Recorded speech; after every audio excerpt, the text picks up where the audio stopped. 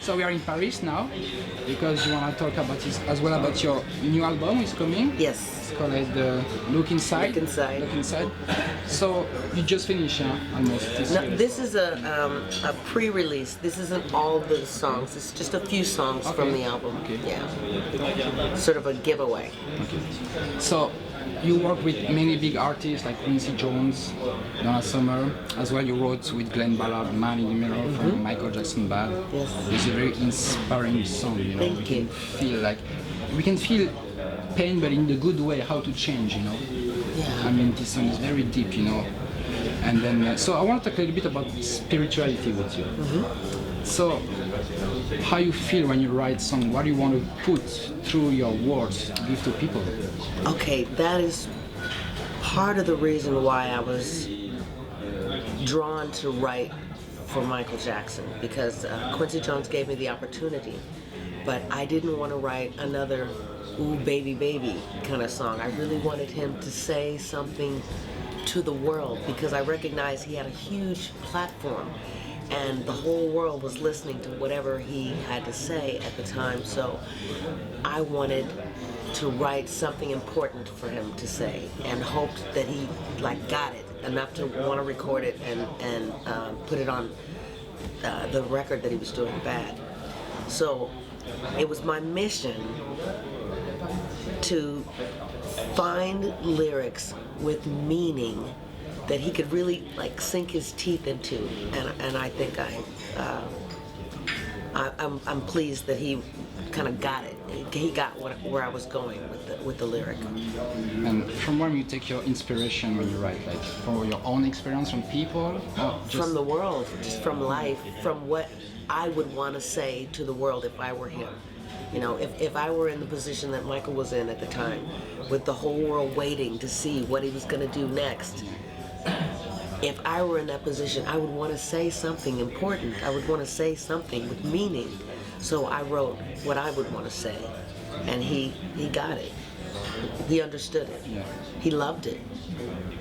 For you, do you feel more creative when you got pain, for example, about your life, or not necessarily? No, not necessarily, because I feel creative when I write love songs too. So it's just about the feeling. It could be pain, it could be sorrow, it could be joy, it could be love. So I'm human, so I write from a human emotional level, and all those emotions are human emotions. And which artist inspired you the most? It was Michael, no doubt. No doubt. What can you say about him? When I was really, really young, I mean, I had cousins and sisters, and each one of my cousins had one of the Jacksons was their husband. Okay. So in my mind, Michael was my husband. So in my little 7, 8, 9-year-old mind, I'm thinking, oh my God, I'm writing a song for my husband, you know. So I've grown up listening to the Jacksons and then to Michael, and I wanted him to want to meet me.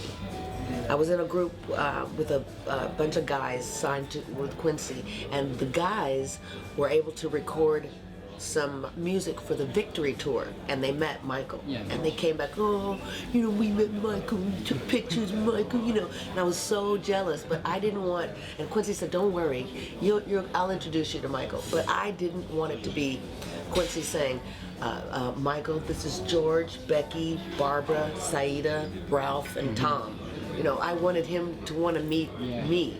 I don't know what gave me the audacity to think that a big pop star would want to meet me. I hadn't written anything, I hadn't done anything really, but I had it in my mind that I didn't want to meet him in a regular way. I didn't want to be just one of the people that he met. So I think when I set that intention, I think the universe just sort of helped me make that happen. And when I got the opportunity to write Man in the Mirror, Quincy took it to Michael to play it for him. And then a few days after that, they called me on the phone, and the first thing that Michael said to me was, I love this song. The second thing Michael said to me was, I love your voice. So for me, that was just like a dream come true. That was me setting the intention way, way back, and then that intention coming to fruition. It was just amazing. You know, Michael, I want to sing like you. I think I heard that. Yes, it was crazy. When we were recording Man in the Mirror, the demo was in the key one step too high for Michael. So Quincy and Michael wanted me to sing the demo in a lower key. So I went back in the studio to do that. And so Quincy said, go on in the studio. And so as I go in the studio, Michael is behind me with a video camera. And I'm like, what are you doing? He said, I want to record you singing this so I can sing it like you. I said, great, Mike. All my friends are going to believe me when I tell them he wants to sing it like me. So it was really, really crazy. And it was such a good feeling for someone like that to say, I want to do this like you did it. I mean, he's Michael Jackson, for God's sakes, you know. He could have done it any way he wanted to do it, but he wanted to do it like I did it. And that was just, for me, that was the highest compliment ever. When you sing I Just Can't Stop Loving You in Spanish, it was natural to sing in Spanish? Yeah, because for me, I don't necessarily remember everything, but if I hear something, I can mimic it. Okay. So I was just, Ruben Blades is the man that taught us to sing the duet in Spanish. So I would just mimic whatever sounds came out of his mouth. I would just mimic that sound. And it sounds like I'm speaking Spanish.